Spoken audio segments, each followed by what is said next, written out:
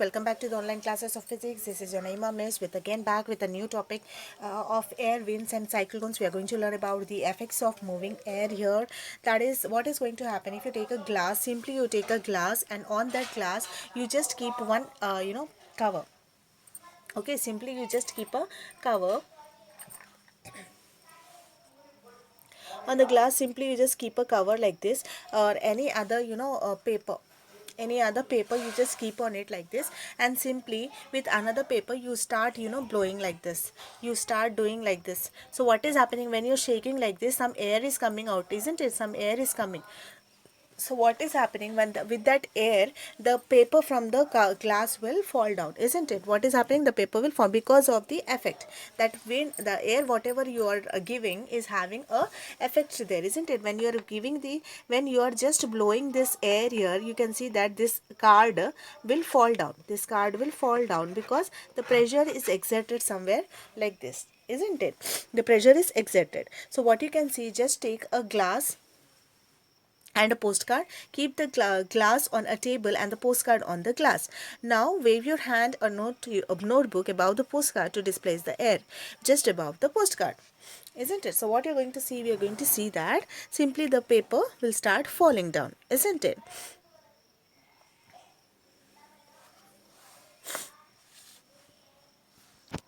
So what is our aim here? Aim here to see the effect of, to see the effects of wind. Okay, to see the effects of moving air.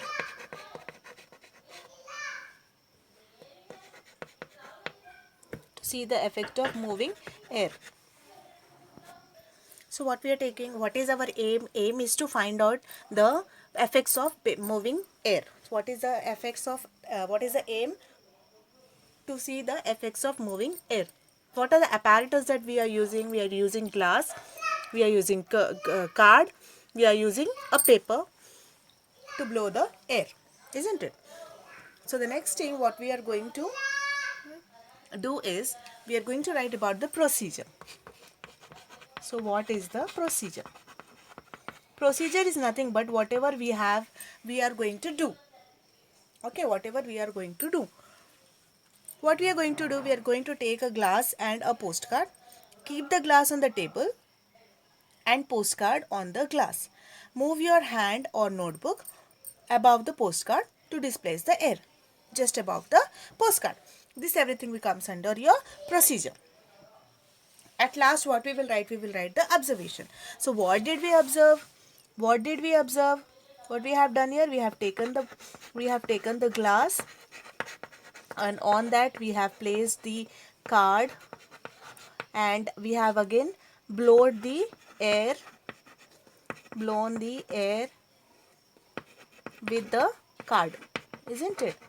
With card. Okay, so now what we have done?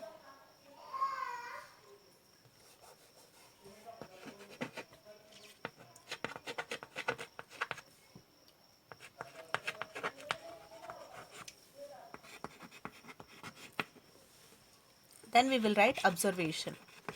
What is observation? We have observed that the paper or the card which is kept on the card on the glass blows. Okay, blows away or falls down. This was our observation. Now what we'll write in result? Hence we came to know about the moving air, isn't it? Hence we came to know about the effects of moving air. We came to know about the effects of moving air.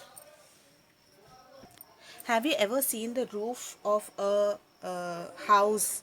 You know, because of the wind coming in a very speed, if the roof is very weak, it gets blown away with the wind. Have you ever seen, like the heavy winds are coming and you see some of the huts which are present, they will move away with the wind. Why that is happening? That is because of the air. Okay, and we even see why do you think the days are, sometimes the temperature at in our area is different, and temperature in the way different areas are different, and at days it is different, at night it is different. Day and night we have learned, like beside the sea, land, water, sea breeze, land breeze, we have learned this in our previous you know video. But here we will learn about why the temperature is different at different areas. Okay.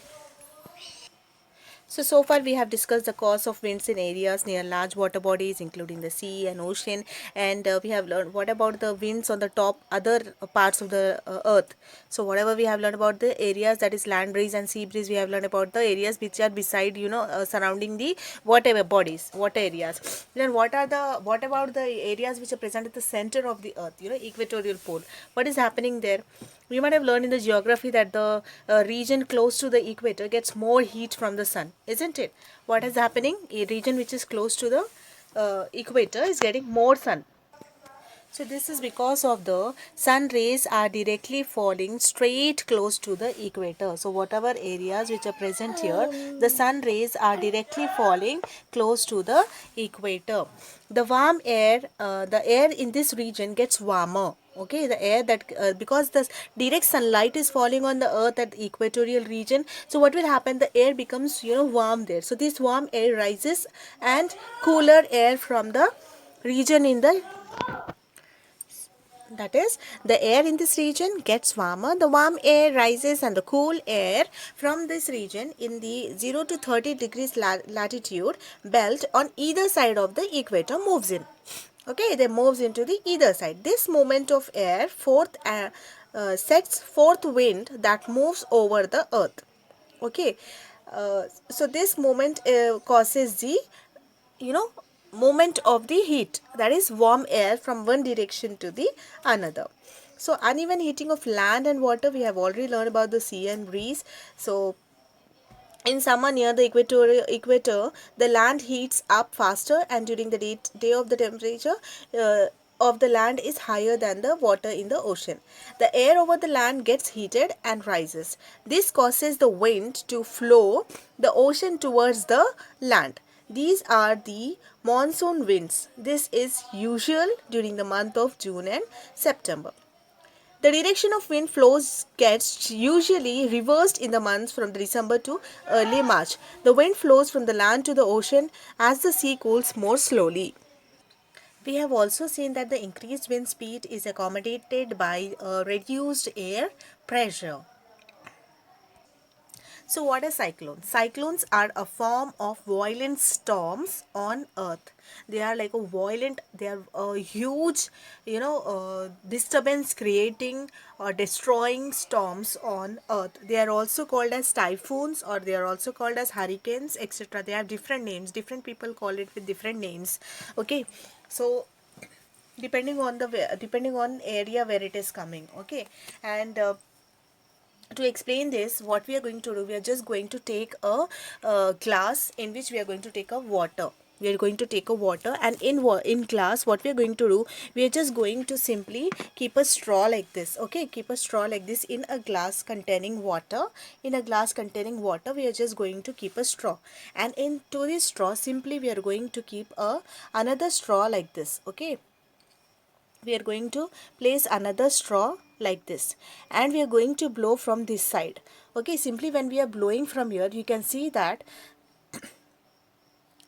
from here. Okay, when this straw is placed horizontally here is placed, you can see that when you're blowing from here, the air which is passing through this straw will just allow the water to spread. Okay, so what is happening, the water from the glass reaches up in the straw due to high pressure. When you blow over the straw, the water comes out due to the low pressure, and which forms inside the straw. So the water from the glass reaches up in the straw due to high pressure. So we see that increased wind speed is accompanied by a reduced air pressure. So what is happening, increased air speed, increased speed, increased wind speed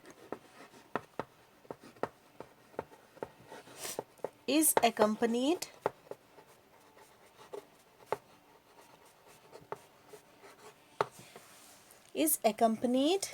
by a reduced air pressure. By reduced air pressure.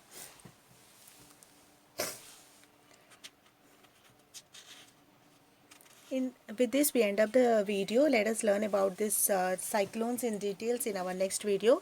Until then, take care. Thank you for watching the video.